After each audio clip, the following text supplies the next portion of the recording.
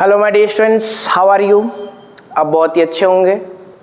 So students, आज हम start करते हैं अपना next topic and the topic is dielectrics. ठीक है, तो अपना जो टॉपिक है वो है डाइलेक्ट्रिक्स। तो देखो स्टूडेंट, डाइलेक्ट्रिक होता क्या है। डाइलेक्ट्रिक स्टूडेंट्स एक इंसुलेटिंग मटेरियल होता है जो इसके अंदर इलेक्ट्रिक फील्ड पास तो हो सकती है but electric current can not pass. समझ आ रही है बात। Electric field can pass through the dielectric. एक इंसुलेटिंग मटेरियल है जिसके अंदर से क्या पास हो सकती है, इलेक्ट्रिक फील्ड पास हो सकती है। ठीक है, इसको यूज किस लिए किया जाता है वो अपन आगे पढ़ेंगे कैपेसिटर में। ठीक है, कैपेसिटर में इसको यूज करते हैं जो कि आगे नेक्स्ट टॉपिक अपना आने वाला है। उससे पहले अपन डाइलेक्ट्रिक पढ़ते। तो अभी के लिए आपको क्या समझना है कि बेटा जो डाइलेक्ट्रिक है वो क्या होता है, इंसुलेटिंग मटेरियल है। समझ आ रही है बात। This is the insulating material through which the electric field can pass. Okay, so definition आपके सामने है।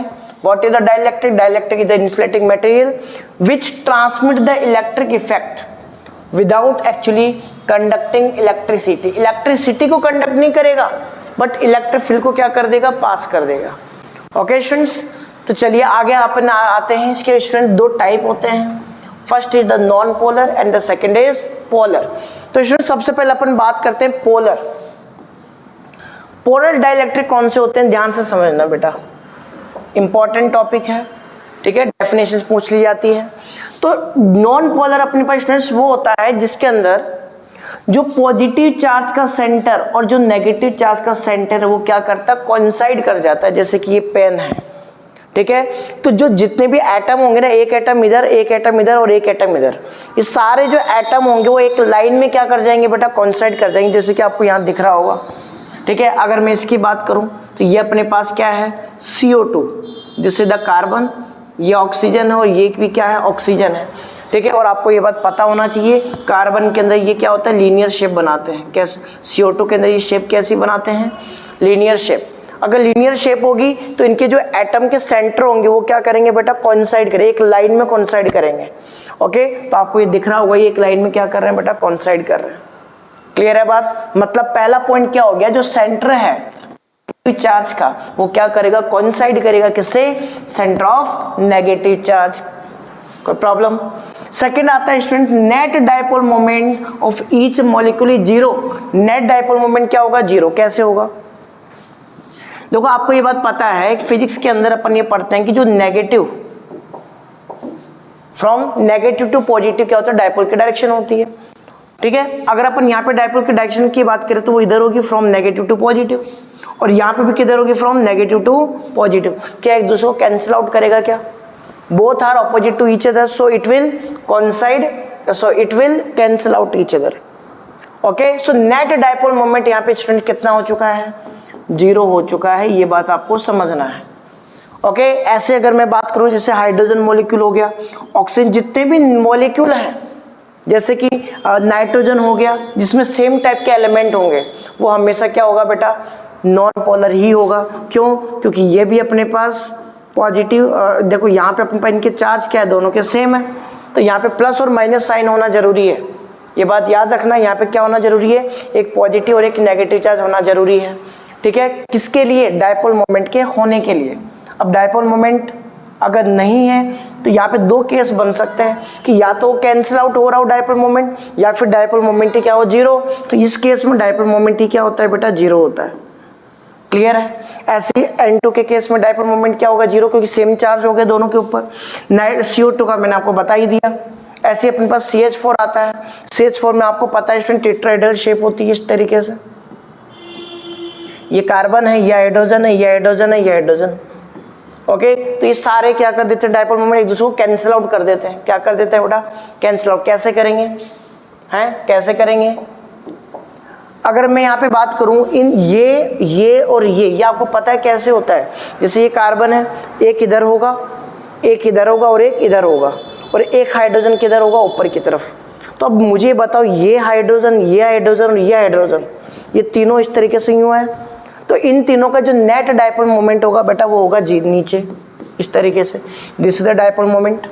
और इसके कारण जो डाइपोल मोमेंट होगा वो किधर होगा, ऊपर की तरफ होगा। ओके तो ये दोनों क्या है, ऑपोजिट डायरेक्शन में है क्या, तो इसका मतलब ये भी क्या कर देगा, कैंसिल आउट कर देगा। अगर ये कैंसिल आउट कर रहा है तो डायपोल मोमेंट क्या हो जाएगा, जीरो। तो बेटा नेट डायपोल मोमेंट अगर किसी मॉलिक्यूल का जीरो है, पर्टिकुलर मॉलिक्यूल का जीरो है, तो वो किस में आएगा, नॉन पोलर के अंदर आ जाएगा। ठीक है, तो उनकी खास बातें क्या क्या होती है वो मैं आपको बता रहा हूँ कि पहले तो क्या करेंगे, इनके एटम कोइंसाइड करेंगे। क्लियर, नेट डायपोल मोमेंट हर एक मॉलिक्यूल की क्या होगी बेटा, जीरो होगी। बोला molecules should be symmetrical in shape, कैसा होना चाहिए, सिमेट्रिकल। सिमेट्रिकल का मतलब एक लाइन में जुड़े हुए होने चाहिए, या फिर इस तरीके से ये सिमेट्री होनी चाहिए। क्लियर है, मतलब दोनों, मतलब अपन ही कह सकते हैं अगर मैं इसको डिवाइड करूं तो दोनों तरफ क्या रहता है, इक्वल पार्ट रहता है इसका। क्लियर है बात, सिमेट्रिकल होना चाहिए। फिर बात आती है student non polar, sorry polar dielectric. Polar dielectric में स्टूडेंट्स क्या होता है कि जो पॉजिटिव चार्ज है उसका सेंटर और नेगेटिव चार्ज का सेंटर कोइंसाइड ही नहीं करता। रीजन क्या है, असिमेट्रिकल शेप।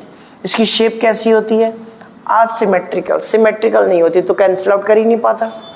जैसे यहां पर देखो, ये अपने पास एक इधर होगा और एक इधर होगा।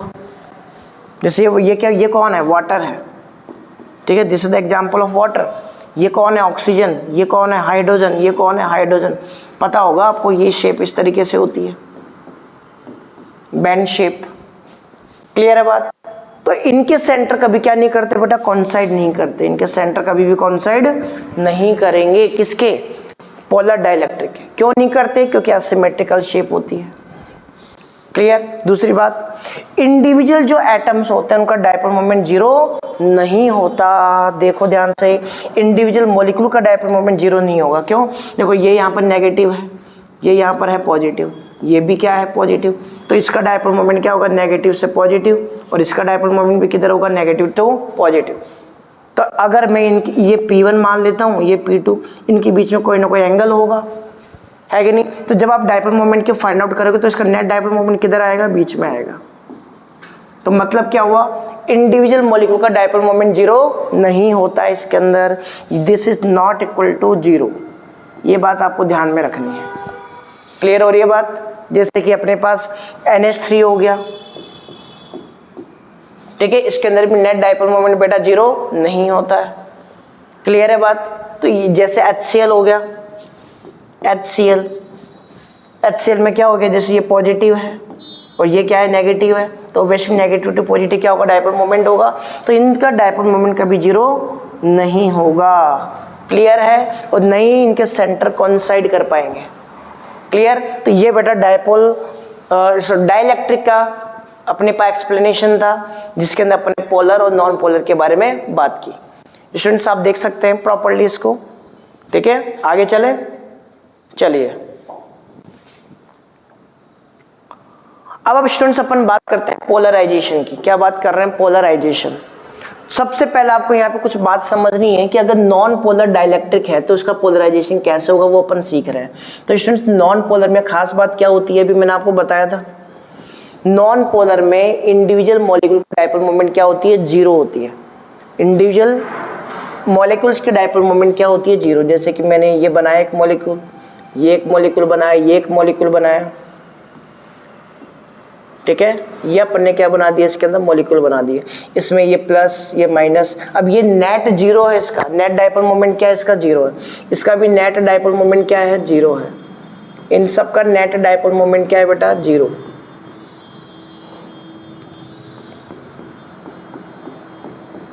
ठीक है, नेट डायपोल मोमेंट जीरो है इंडिविजुअल मॉलिक्यूल का। ये बात ध्यान रखना, इसका भी जीरो है, इसका भी जीरो है, इसका भी, क्योंकि ये क्या है, नॉन पोलर है। इसका भी जीरो होगा, इसकी, इन सब का जीरो है। अगर इन सब का जीरो डायपोल मोमेंट तो पूरे सिस्टम का भी क्या होगा, डायपोल मोमेंट जीरो होगा। अब बात ये आती है कि अगर मैं इसके अंदर इलेक्ट्रिक फील्ड को अप्लाई कर दूं,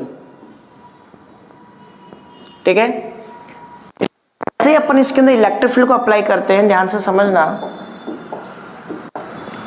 अगर मैं इसके अंदर इलेक्ट्रिक फील्ड को अप्लाई कर दूं तो आपको ये बात पता है कि इलेक्ट्रिक फील्ड के डायरेक्शन में पॉजिटिव चार्ज क्या करता है, मूव करता है। वो तो इधर मूव करेगा, और नेगेटिव चार्ज किधर मूव करता है, हमेशा अपोजिट डायरेक्शन में करता है। तो ये जो एक इनमें क्या होगा, खिंचाव होगा, डिस्टॉर्टेड होगा। ये क्या होगा बेटा, डिस्टॉर्टेड, मतलब इस टाइप से इसकी शेप बनेगी। ये इलेक्ट्रिक फील्ड पॉजिटिव को इधर खींचेगी और ये इधर आएगा। मतलब ये दोनों चार्ज है ना, प्लस और माइनस सेपरेट हो जाएंगे। इसमें सेपरेटेड नहीं थे, इसलिए नेट डाइपोल मोमेंट क्या था, 0 था। यहाँ पर ये दोनों चार्ज क्या हो गए बेटा, सेपरेट हो गए, दूर हो गए, यूं दूर हो गए। इस तरीके से बन जाएगा। देखो ये समझ पा रहे हो? ऐसे अगर अपन एक और बनाना चाहें तो इसको बना सकते हैं।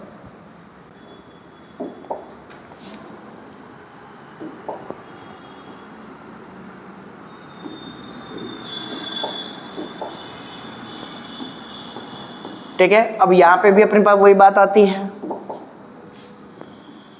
ये क्या करेगा, इसको डिस्टॉर्ट करेगा। ऐसे यहाँ पे क्या होता जाएगा, ये डिस्टॉर्ट होते जाएंगे। सारा पॉजिटिव इलेक्ट्रिक फील्ड की डायरेक्शन में और नेगेटिव किधर चला जाएगा, ऑपोजिट डायरेक्शन में। पॉजिटिव नेगेटिव, ये क्या बनेगा, ये पॉजिटिव और ये क्या बनेगा, negative. This is the positive and this is negative. Clear है क्या, बताओ बात? मतलब इस केस में डाइपोल मोमेंट 0 था, बट यहाँ पर डाइपोल मोमेंट 0 नहीं है। ये बात याद रखना। क्यों नहीं है? क्योंकि दोनों चार्ज हो गए सेपरेट, तो इनका इंडिविजुअल डाइपोल मोमेंट क्रिएट हो गया। यहाँ पर देखो, इधर इसका डाइपोल मोमेंट इधर क्रिएट हो जाएगा, इसका भी इधर, क्योंकि आपको पता है ये नेगेटिव ये पॉजिटिव सेपरेट हो गए ना, तो ये डाइपोल मोमेंट हो गया इनका।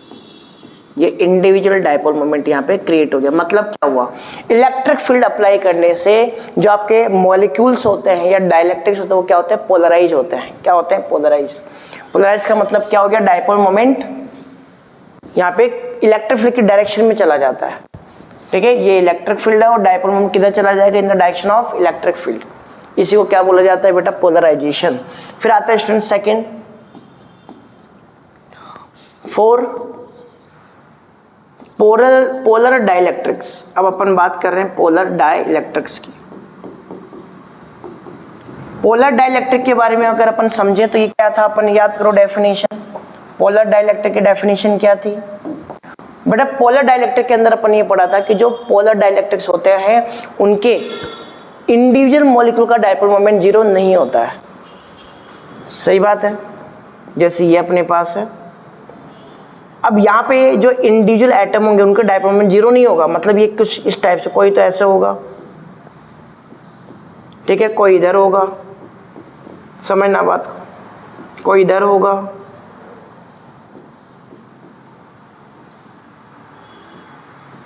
कोई इधर होगा, कोई इधर होगा, कोई इधर होगा। अलग अलग डायरेक्शन, रैंडम डायरेक्शन में होंगे, ध्यान रखना। कैसे होंगे, रैंडम डायरेक्शन में।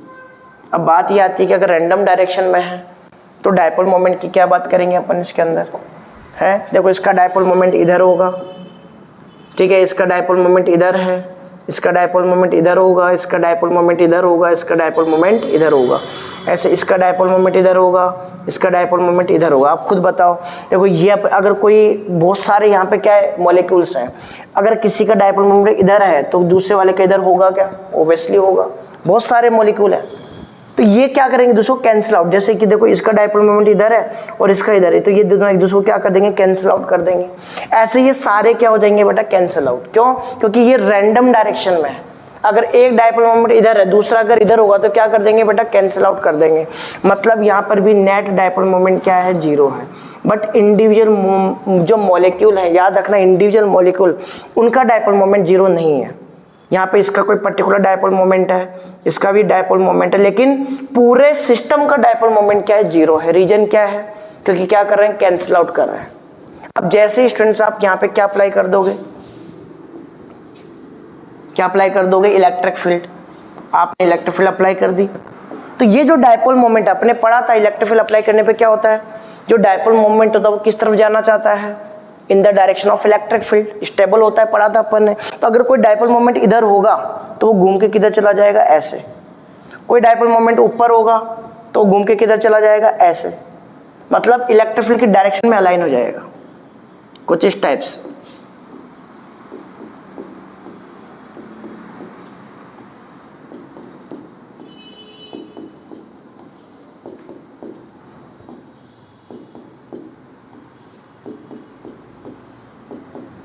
बोलो कोई दिक्कत? सारे डाइपोल मोमेंट क्या हो गए, पर्टिकुलर डायरेक्शन में आ गए। तो इस बार अपने पास क्या होगा, नेट डाइपोल मोमेंट 0 नहीं होगा, क्योंकि सारे डाइपोल मोमेंट एक डायरेक्शन में, तो एड अप हो जाएगा। क्लियर है क्या बताओ। और इसी को अपन क्या बोलते हैं बेटा, पोलराइजेशन। मतलब कोई अगर डायपोल मोमेंट इस डायरेक्शन घूम के इलेक्ट्रिक फील्ड की तरफ चला जाता है, देखो ये जा रहा है घूम के किधर चला जाएगा, इलेक्ट्रिक फील्ड के डायरेक्शन में, तो उसी को क्या बोला जाता है, पोलराइजेशन। बोलो क्लियर है क्या बात, कोई प्रॉब्लम है यहाँ तक बताइए। तो ये अपने पास क्या पोलराइजेशन का एक्सप्लेनेशन था, ठीक है, समझ में आ गया होगा आई होप आपको। चले आगे, चलिए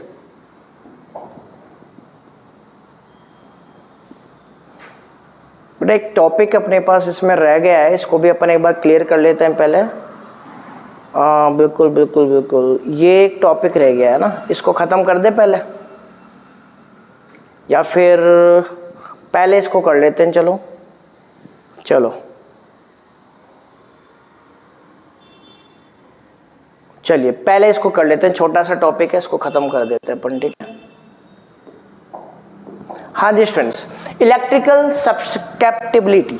सब्सकेप्टिबिलिटी क्या होता है, ध्यान से समझो भाई। अभी अपन ने एक बात की थी कि जैसे अपन किसी डाइलेक्ट्रिक के अंदर इलेक्ट्रिक फील्ड को अप्लाई करते हैं तो ये आपके डायपोल मोमेंट क्या हो जाता है। जैसे मान लो कोई डायपोल मोमेंट ऐसे है, कोई इधर है, कोई इधर है, कोई इधर है, तो ये कैसे हो जाएंगे बताओ, एक पर्टिकुलर डायरेक्शन में चले जाते हैं।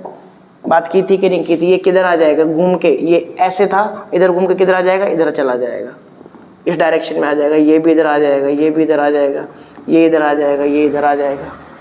तो सारे डायपोल मोमेंट एक डायरेक्शन में चले जाएंगे, क्लियर। इसी को क्या बोला गया, पोलराइजेशन। अब बात ये आती है कि अगर मैं यहाँ पे वीक इलेक्ट्रिक फील्ड लगाऊं तो क्या सारे डायपोल मोमेंट एक डायरेक्शन में आ जाएंगे, नहीं आएंगे।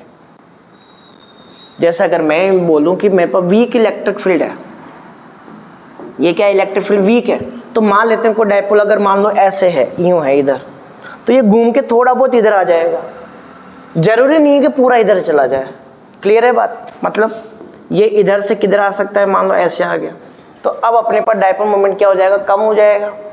लेकिन अगर मैं इसी के अंदर स्ट्रॉन्ग इलेक्ट्रिक फील्ड लगा दूं, कैसे लगा दो, स्ट्रॉन्ग, तो ये क्या करेगा, डायपोल मोमेंट को एग्जैक्ट घुमा देगा किधर, अपनी डायरेक्शन में। कौन, इलेक्ट्रिक फील्ड। मतलब सीधा सा क्या है कि जो अपने पास पोलराइजेशन होता है, polarization this is directly proportional to the electric field. Polarization is directly proportional to electric field. जितना ज्यादा इलेक्ट्रिक फील्ड स्ट्रॉन्ग लगाओगे, ठीक है, वह उतना ही क्या होगा, ज्यादा पोलराइजेशन होगा। तो अपन यहाँ पे इसको कैसे समझ सकते हैं, P इक्वल टू, यहाँ पे अपने पास कांस्टेंट वैल्यू आती है, इसको काय बोला जाता है, and this is the E। Okay, so यहाँ पे इसी को बोलते हैं अपन सस्केप्टिबिलिटी, इलेक्ट्रिक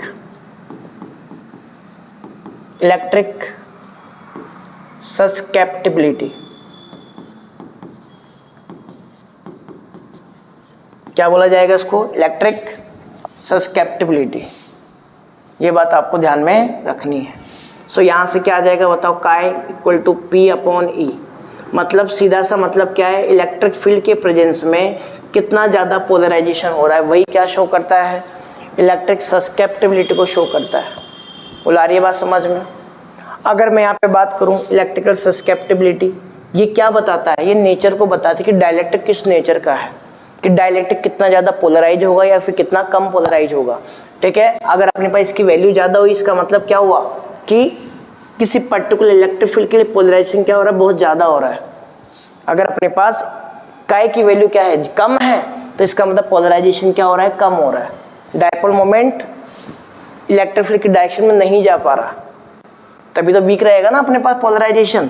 तो अपन क्या बोल रहे हैं यहाँ पर कि ये जो काय है, अगर वैल्यू क्या है, ज़्यादा है तो पोलराइजेशन ज़्यादा होगा, और अगर कम है तो पोलराइजेशन क्या होगा, कम होगा। तो सीधी सी बात क्या है, अगर मैं यहाँ पे बात करूँ काय फॉर वैक्यूम की,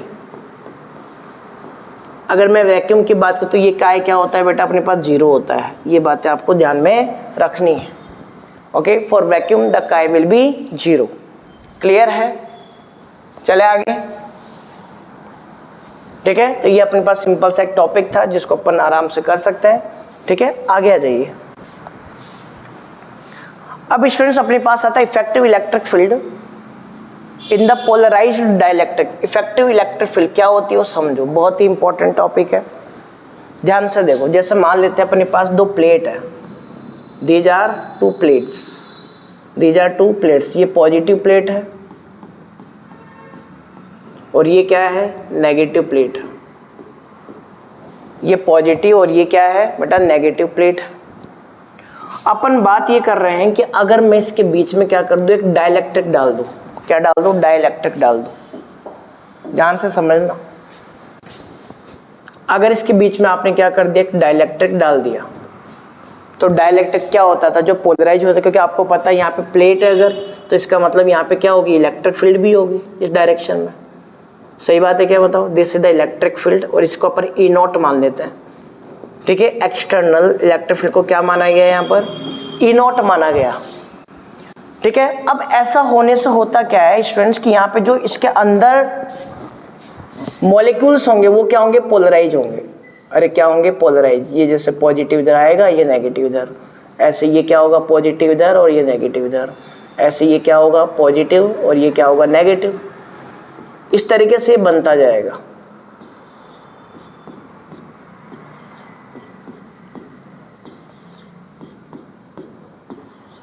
बोलो यहां तो कोई दिक्कत है? तो अपन को पता है इलेक्ट्रिक फील्ड क्या कर रही है, इस पॉजिटिव चार्ज को इस तरफ खींच रही है और नेगेटिव को इधर भेज रही है। ऐसे यहां वाला जो पॉजिटिव है, ये वाला, ये जो पॉजिटिव वो किधर भागेगा, इस तरफ, और इलेक्ट्रिक फील्ड नेगेटिव चार्ज किधर भागेगा, ऑपोजिट डायरेक्शन में। अब आप खुद बताओ, जब अपने पास ये वाला नेगेटिव इधर जा रहा है और ये वाला पॉजिटिव इधर जा रहा है, तो ये क्या एक दूसरे के पास जा रहा है, तो क्या एक दूसरे को न्यूट्रलाइज नहीं कर देंगे? ये बीच वाले जो भी है अपने पास, वो बीच को क्या कर देंगे, न्यूट्रलाइज कर देंगे। क्यों? क्योंकि पॉजिटिव किधर जाना चाहता है, आगे, और नेगेटिव किधर जाना चाहता है, बैकवर्ड। तो ये दोनों जो आपको दिख रहे हैं, ये वाले दोनों पॉजिटिव और नेगेटिव क्या कर देंगे, दूसरे को न्यूट्रलाइज कर देंगे।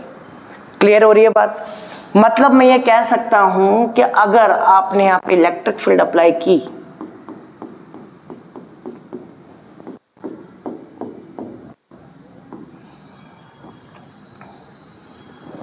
तो बीच वाले सारे जो मॉलिक्यूल है दूसरे न्यूट्रलाइज करेंगे, केवल बचेगा कौन, साइड वाले।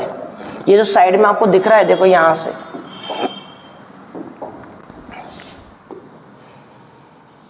ये बीच में मैंने लाइन ड्रॉ कर दी ऐसे, यहां पर देखो ये दिख रहा है क्या, इसके इधर वाले और इसके इधर वाले, यही तो आयन्स बचेंगे, यही तो चार्ज बचेंगे। तो ये अपने पास क्या हो जाएगा बेटा, नेगेटिव नेगेटिव। यहाँ पे क्या आ जाएगा, ओनली नेगेटिव नेगेटिव नेगेटिव, और यहाँ पे क्या आ जाएगा, ओनली पॉजिटिव पॉजिटिव पॉजिटिव, और ये पॉजिटिव। बीच वाले सारे क्या हो चुके हैं, न्यूट्रल हो चुके हैं। क्लियर है क्या, बताओ। अपन को यहाँ पे पता है कि एक्सटर्नल इलेक्ट्रिक फील्ड कितनी है, E not. External electric field कितनी मानी है अपन ने, ई नॉट मानी है। अब यहाँ पे खुद बताओ, ये पॉजिटिव और ये नेगेटिव, तो आपको इलेक्ट्रिक फील्ड किधर से किधर मूव करती है पता है क्या, from negative to from positive to negative. Electric field किधर मूव करेगी बेटा, फ्रॉम पॉजिटिव टू नेगेटिव। तो यहाँ पर इस डाइलेक्ट्रिक के अंदर एक इंटरनल इलेक्ट्रिक फील्ड क्रिएट होती है, फ्रॉम पॉजिटिव टू नेगेटिव। ये इंटरनल इलेक्ट्रिक फील्ड यहाँ पे क्रिएट हो जाएगी। बोलो इसमें कोई दिक्कत? और इसके अंदर इलेक्ट्रिक फील्ड तो है ही कौन सी, एक्सटर्नल तो है ही है। अरे बेटा एक्सटर्नल तो है ही ना, ये तो है ही है अपने पास, ये तो ई नॉट है, ये तो है ही है। लेकिन यहाँ पे internal electric field opposite direction में बन रही है। अब आप खुद बताओ, इंटरनल अपोजिट डायरेक्शन में बन रही है, तो अपन यहाँ पे क्या बोलेंगे कि अगर मुझे यहाँ पे नेट इलेक्ट्रिक फील्ड निकालनी है तो क्या करना पड़ेगा, ई नॉट में से, क्योंकि ई नॉट इस डायरेक्शन में है, ठीक है बात, और इंटरनल इलेक्ट्रिक फील्ड किधर है, इस तरफ है, तो माइनस क्या कर दोगे, ई इंटरनल। कोई प्रॉब्लम? यही आपके पास डाइलेक्ट्रिक के अंदर, इस डाइलेक्ट्रिक के अंदर नेट इलेक्ट्रिक फील्ड कितनी होती है, E naught minus E internal. Clear है क्या, बताओ। और ये इक्वल होती है किसके, ये भी याद रखो, जो ई नॉट है, ये क्या है, ई नॉट अपॉन में के। अब बात आती है सर के क्या है, के को अपन बोलते हैं डाइलेक्ट्रिक कांस्टेंट। क्या बोलेंगे, डाइलेक्ट्रिक कांस्टेंट। डाइलेक्ट्रिक कांस्टेंट पहले भी पढ़ा था चैप्टर नंबर 1 में। तो यहाँ पे अपन मान लेते हैं कि इसका डाइलेक्ट्रिक कांस्टेंट कितना है, के है। इसका डाइलेक्ट्रिक कांस्टेंट कितना है, के है। तो अगर आप इसके अंदर इलेक्ट्रिक फील्ड की बात करोगे डाइलेक्ट्रिक के अंदर, वो किसके इक्वल होता है, ई नॉट बाई के इक्वल होता है। ये बात अपने दिमाग में बिठा लो। मतलब सीधा सा ये हुआ कि अगर आप डाइलेक्ट्रिक यूज करते हो तो इलेक्ट्रिक फील्ड क्या हो जाएगी, डिक्रीज हो जाएगी, किसके अंदर, inside the dielectric. Electric field पहले जो आपके पास ई नॉट थी उसके कंपेरेटिवली क्या हो जाएगी, अब कम हो जाएगी। कहाँ पर, इनसाइड द डाइलेक्ट्रिक। मतलब डाइलेक्ट्रिक डालने से इलेक्ट्रिक फील्ड क्या होती है बेटा, डिक्रीज होती है। सिंपल सी बात आपको ध्यान में रखनी है। तो आपको ये कॉन्सेप्ट समझ में आया होगा। अगर कोई भी प्रॉब्लम है तो आप बताएं, बताओ। टॉपिक समझ में आ रहा है? आगे चले, चलिए अब आते हैं students, why does the electric field inside the dielectric decreases when it is placed in an external electric field. कि भाई इलेक्ट्रिक फील्ड डिक्रीज क्यों होती है? जस्ट अभी मैंने आपको बताया था कि अगर आप डाइलेक्ट्रिक इलेक्ट्रिक फील्ड के बीच में अगर आपने डाइलेक्ट्रिक डाल दिया, ये डाइलेक्ट्रिक अगर आपने डाल दिया, ठीक है, तो आपको पता ऑपोजिट डायरेक्शन, ये तो एक्सटर्नल इलेक्ट्रिक फील्ड है, ये नॉट, और ऑपोजिट डायरेक्शन में क्या बनेगा, अगर ये पॉजिटिव है, ध्यान से समझना, अगर ये पॉजिटिव है, ये नेगेटिव, ये नेगेटिव, नेगेटिव, तो यहाँ पर क्या बनने वाला है, पॉजिटिव बनने वाला है, और यहाँ पे क्या बनने वाला है, नेगेटिव। तो इंटरनल इलेक्ट्रिक फील्ड क्रिएट होती है, और ये इंटरनल इलेक्ट्रिक फील्ड क्या करती है, इसको कम कर देती है, कैंसिल करके कम कर देगी। तो यहाँ पे इसके कारण क्या होता है, इलेक्ट्रिक फील्ड डिक्रीज हो जाती है, किसके अंदर, डाइलेक्ट्रिक के अंदर। क्लियर है? आगे चले, चलिए। तो ये बात मैं आपको बता ही चुका, due to dielectric net electric field decreases. Clear है? कर लोगे आप ये, ठीक है। चलिए अब अपने पास बेटा कैपेसिटर आते हैं, लेकिन कैपेसिटर से पहले अपने पास एक टॉपिक था जो पहले रह गया था। आपके एनसीईआरटी के अंदर कुछ इंपॉर्टेंट लाइंस दे रखी हैं, और ये लाइंस बहुत ही इंपॉर्टेंट आपके एग्जाम में आती हैं, ध्यान से देखो, ठीक है। क्या बोला गया, इलेक्ट्रोस्टैटिक्स इन द कंडक्टर। इस टॉपिक से ये आपके पास एग्जाम ये आपके एनसीईआरटी में गिवन है। सबसे पहला इसके अंदर आता है first point, electric field inside a conductor is zero. ये तो आपको पता ही है, बट होता क्यों है वो आप थोड़ा आइडिया ले लो। जिससे मान लेते हैं कि अपने पास एक कंडक्टर है, मान लेते हैं ये, this is a metallic body. अगर यहाँ पे अपन क्या करें, ऑब्वियसली मेटेलिक बॉडी है तो प्लस और माइनस चार्ज इसमें होंगे, बहुत सारे प्लस चार्ज भी होंगे, माइनस चार्ज भी होंगे, ठीक है। कोई दिक्कत है, सरफेस पे हो सरफेस पे रहेंगे, ठीक है। आप इसको सरफेस पे बना दो, वो ज़्यादा बेटर है, क्योंकि कंडक्टर के ऊपर जो चार्ज होता है वो कहाँ होता है, सरफेस के ऊपर। इसका भी रीजन मैं आपको बता चुका हूँ। नेट इलेक्ट्रिक फील्ड, नेट ये जो चार्जेज होता है, ये एक्सेस चार्ज की बात नहीं हो रही है बेटा, ध्यान रखना। अभी अपन नॉर्मल बात कर रहे हैं कि अगर अपन इसकी बात करें, ये क्या एक मेटेलिक बॉडी है, इसके अंदर जो पॉजिटिव नेगेटिव चार्ज होंगे वो क्या होंगे, इक्वल इक्वल होंगे। अगर आप यहाँ पे क्या क्रिएट करते हो, इलेक्ट्रिक फील्ड को क्रिएट कर देते हो, तो आपको पता है सारे नेगेटिव किधर भागेंगे, ऑपोजिट डायरेक्शन में।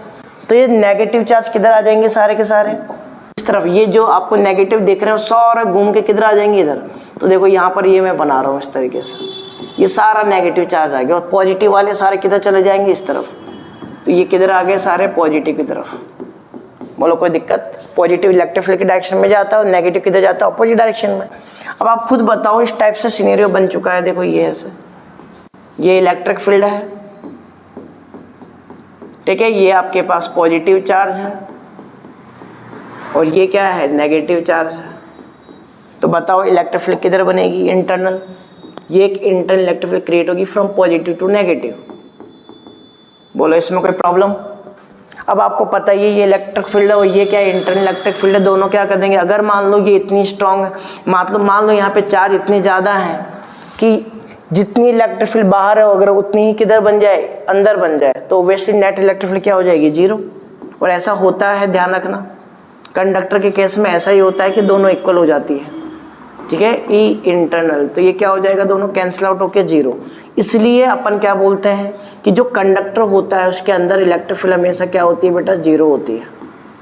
बोलो कर सकते हैं, कोई प्रॉब्लम है। आगे चलें, चलिए। तो नेक्स्ट टॉपिक अपने पास आता है, नेक्स्ट टॉपिक है at the surface of the charged conductor electric field must be normal. मतलब इलेक्ट्रिक फील्ड हमेशा केवल और केवल परपेंडिकुलर ही होना चाहिए। तो ये तो आपको पता ही है कि भाई जैसे मान लो कोई कंडक्टर, सपोज करो दिस इज द कंडक्टर, ठीक है, ये अपने पास चार्ज्ड कंडक्टर है, पॉजिटिव चार्ज है मान लो, ठीक है। तो इसके कारण इलेक्ट्रिक फील्ड कैसी होगी, हमेशा आउटवर्ड होगी। क्या हमेशा किधर होगा, आउटवर्ड इलेक्ट्रिक फील्ड। क्लियर है, जो कि क्या होगा, परपेंडिकुलर होगा। ये भी बात आपको ध्यान रखनी है, क्या होगा, perpendicular electric field. This is the 90 degree.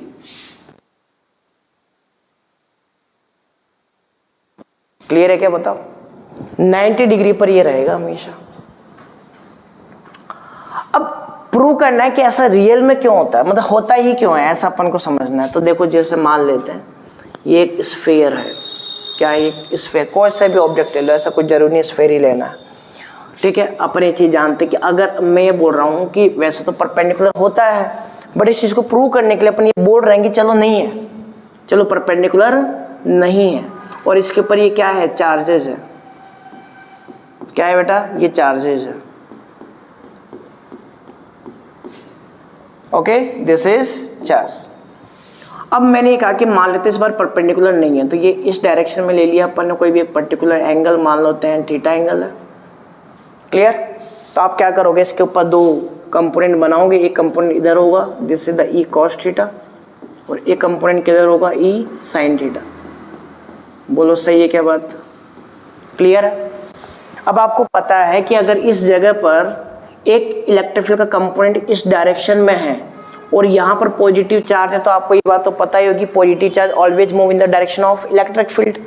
तो ये पॉजिटिव चार्ज क्या होने लगेगा बेटा, इधर मूव करने लग जाएगा।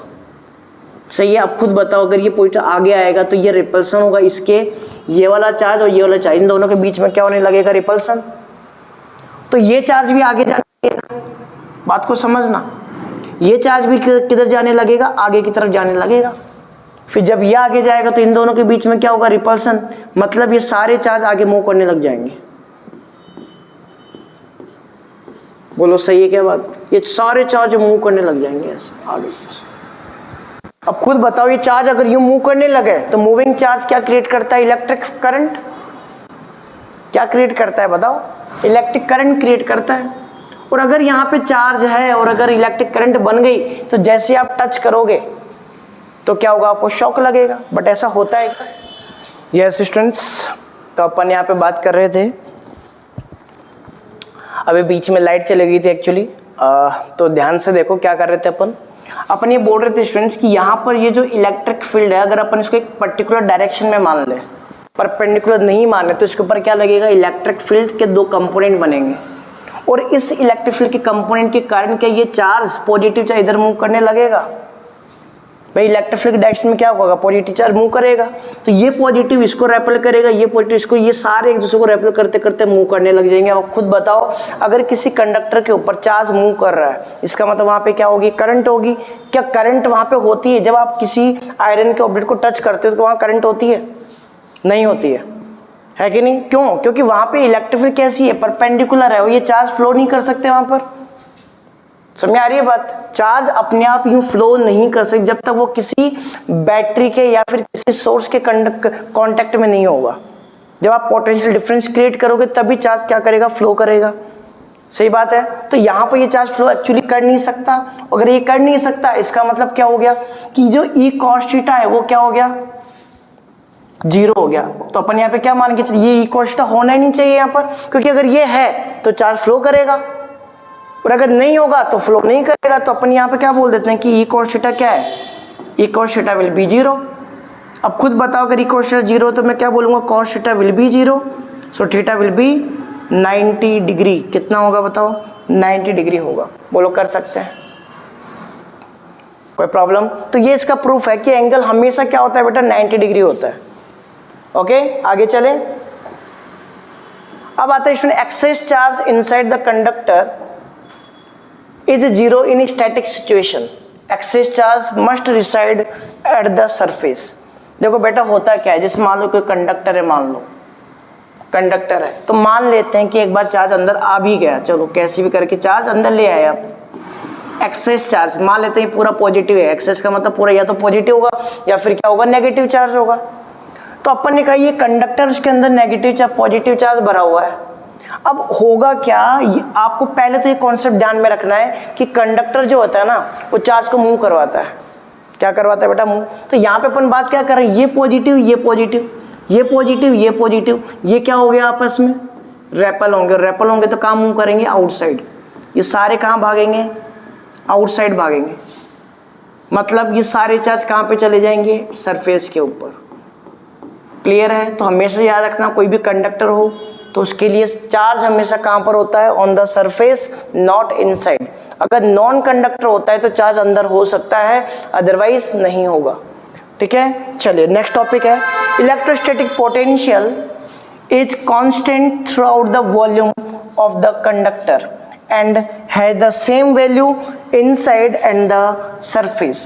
देखो अगर अपने कंडक्टर ले लेते हैं, सपोज करो this is the conductor, this is conductor. तो होता यूं है स्टूडेंट्स कि आपको ये बात पता है कि अंदर इलेक्ट्रिक फील्ड जीरो होती है, ये तो मानते हो आप। कोई कंडक्टर होता है तो अंदर इलेक्ट्रिक फील्ड क्या होती है, इसके अंदर जीरो होती है, क्योंकि सारा चार्ज तो कहाँ होता है, बाहर होगा, तो बाहर की तरफ परपेंडिकुलर इलेक्ट्रिक फील्ड होगी, अंदर तो इलेक्ट्रिक फील्ड क्या होती है, हमेशा जीरो होती है। पता है ये बात। अगर अंदर इलेक्ट्रिक फील्ड जीरो है, आप खुद बताओ मेरे को, क्या अपन ये बात पढ़ी है कि dV equal to minus EDR या फिर EDR लिख देते हैं अभी के लिए तो है। अब खुद बता, अगर इलेक्ट्रिक फील्ड जीरो होगा तो dV कितना होगा, जीरो। तो अपन ये कह सकते हैं पोटेंशियल डिफरेंस हो ही नहीं रहा, मतलब पोटेंशियल चेंज ही नहीं हो रहा, मतलब V क्या हो गया, कांस्टेंट हो गया ना। अगर अपने पास dV जीरो, इसका मतलब पोटेंशियल क्या है बेटा, कांस्टेंट है। तो इसका मतलब ये हुआ कि अगर अंदर की बात होगी ना, केवल अंदर की, तो पोटेंशियल क्या रहेगा, कांस्टेंट रहेगा। मतलब इस जगह पर पोटेंशियल की मैं बात करूं और इस जगह पर पोटेंशियल की मैं बात करूं, तो दोनों के ऊपर VA पोटेंशियल है और ये दोनों पोटेंशियल क्या होंगे, हमेशा इक्वल होंगे। VA is equal to VB, potential क्या होता है, हमेशा सेम होता है। मतलब ये हुआ सेंटर के ऊपर भी पोटेंशियल जीरो नहीं होगा, सेंटर से लेकर सरफेस के ऊपर कहीं पे भी अगर आप पोटेंशियल निकालोगे वो हमेशा कितना आएगा, सेम आएगा। और उसकी वैल्यू क्या होती है, KQ/R, ये भी याद रखो। मान लेते ये रेडियस कितनी है अपने पास, R है, तो ये क्या आएगा अपने पास, हमेशा KQ/R होगा। मतलब सरफेस के ऊपर भी कितना होता है, KQ/R, यहाँ पर भी कितना होगा, KQ/R, यहाँ पर भी KQ/R, सेंटर पर भी कितना होगा, KQ/R होगा।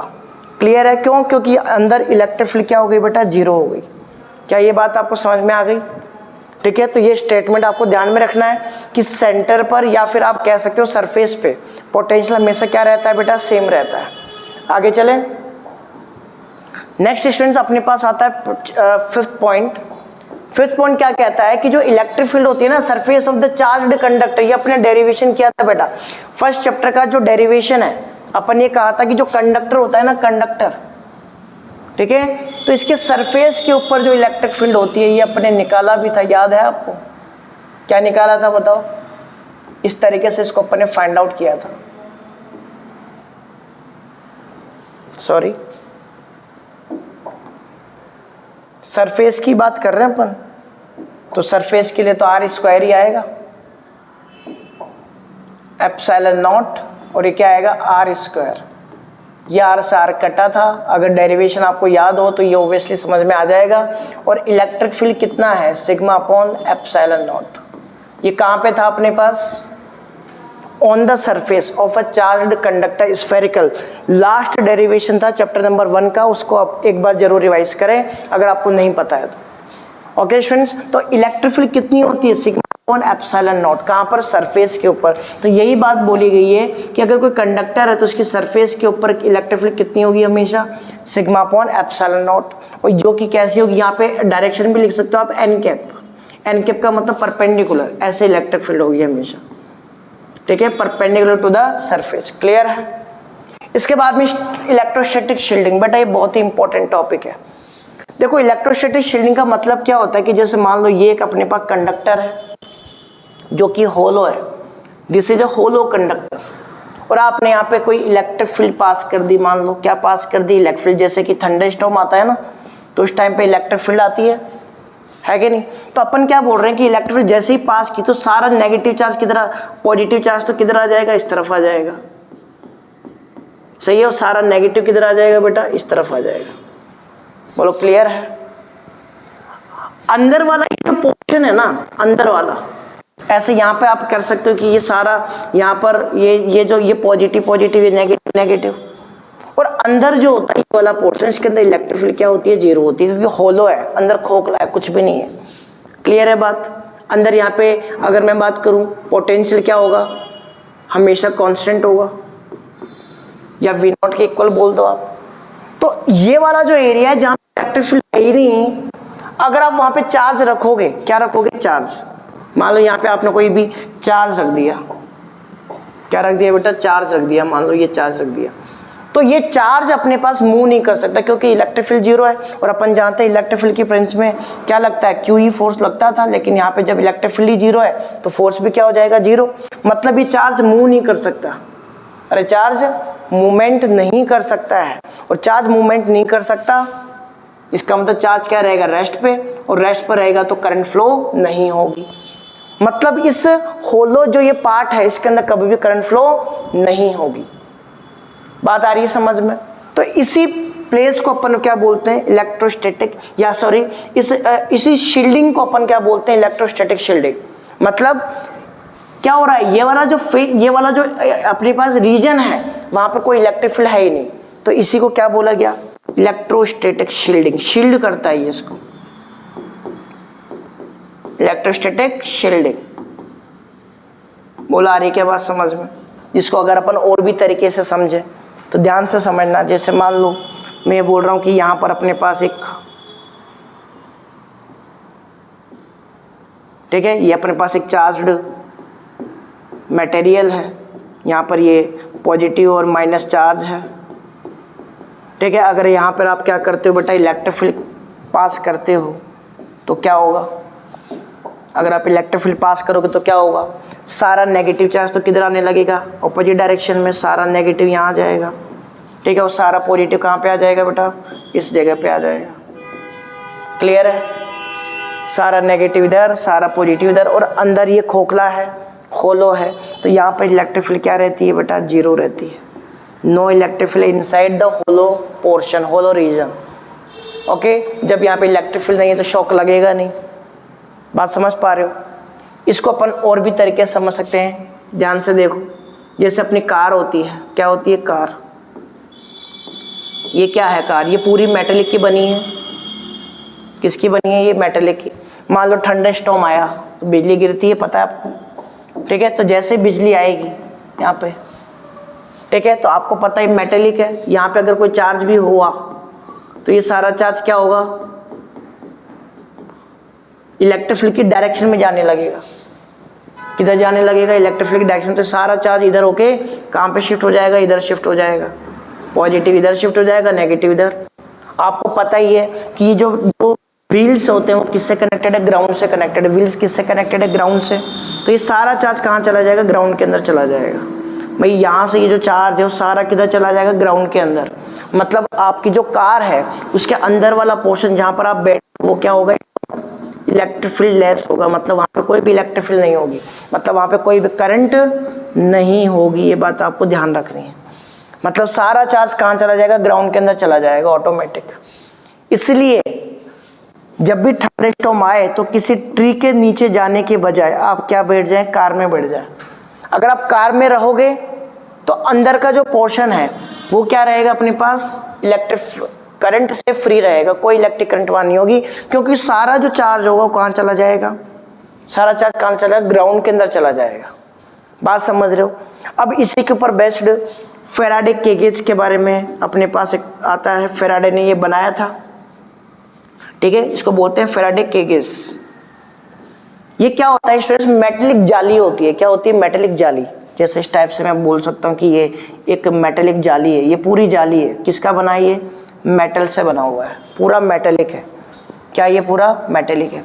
अगर इसके अंदर आप मान लो आप खुद चले जाओ या मैं खुद इसमें चला जाऊँ, मान लो कोई भी पर्सन इसके अंदर आराम से खड़ा है, समझ पा रहे हो, और यहाँ पे इस पूरे के ऊपर क्या लगा दो, आप करंट लगा दो। इस पूरे के ऊपर क्या लगा दो बेटा, करंट लगा दो, इलेक्ट्रिक करंट, करंट पास कर दो इसके अंदर। ये पूरा मेटेलिक है, इसके अंदर कोई पर्सन है, और अगर आप इसके करंट इसके अंदर पास करते हो कैसे भी करके, तो ओब्वियसली चार्ज फ्लो करेगा। चार्ज क्या करेगा बेटा, फ्लो करेगा।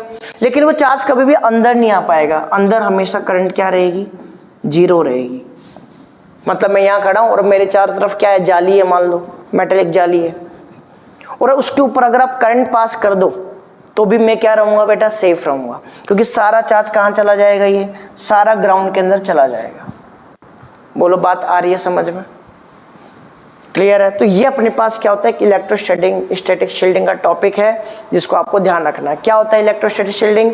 This is the region where the electric field is zero. Okay, and this property of conductor is called electrostatic shielding, जिसके अंदर ये क्या करता है, इसको शील्ड करता है, अंदर वाला जो स्पेस है उसको क्या करता है, करंट से फ्री करता है।